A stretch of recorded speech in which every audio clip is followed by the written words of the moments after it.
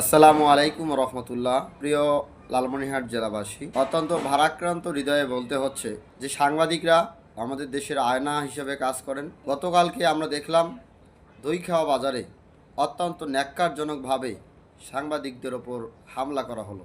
কিছুক্ষণ পর দেখতে পেলাম হামলাকারীরা সাংবাদিক সম্মেলন করে বলতেছেন তারা নাকি হামলা করেনি, অথচ ভিডিও রেকর্ডে সব কিছু প্রমাণিত রয়েছেন। জাতির সাথে এহেন মিথ্যা, এহেন প্রতারণা। আমরা ভুলে গেছি যে সাংবাদিকরা হচ্ছেন এই জাতির আয়না। এই জাতির আয়না দিয়ে যদি আমরা সত্যটা দেখতে না পারি, তাহলে এই জাতির জন্য ভবিষ্যৎ হবে অন্ধকার।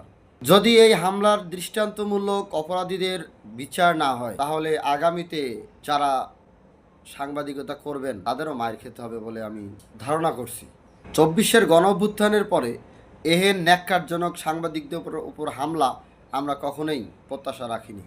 আমরা অবাক হয়ে তাকিয়ে দেখেছি যে যারা হামলা করেছেন তারা ক্ষমতা বলে কিছুক্ষণ পরে তারা একটি সাংবাদিক সম্মেলন করে, যেখানে তারা উল্লেখ করেছেন যে তারা নাকি হামলা করেনি, তারা নাকি সাংবাদিকদের মারধর করেনি।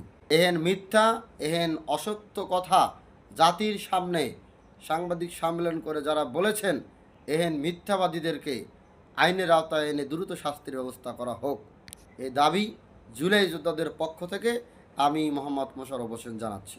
আমরা আরও জোর দাবি জানাচ্ছি, যদি পুনরায় এরকম হামলার দৃষ্টান্ত দেখা যায়, তাহলে সারা দেশব্যাপী সাংবাদিকরা জাগ্রত হবে এবং সত্য ন্যায় প্রতিষ্ঠা করার জন্য যে পদক্ষেপ নেওয়ার দরকার, আমার মনে হয় সাংবাদিকদের পাশে থেকে আমরা জুলাই যোদ্ধারা সহ সারা দেশের জনগণ পাশে থেকে এরকম চাঁদাবাজি, ধান্দাবাজি, মিথ্যাবাদীদেরকে প্রতিহত করার প্রয়োজন। ধন্যবাদ। আসসালামু আলাইকুম রহমতুল্লাহ।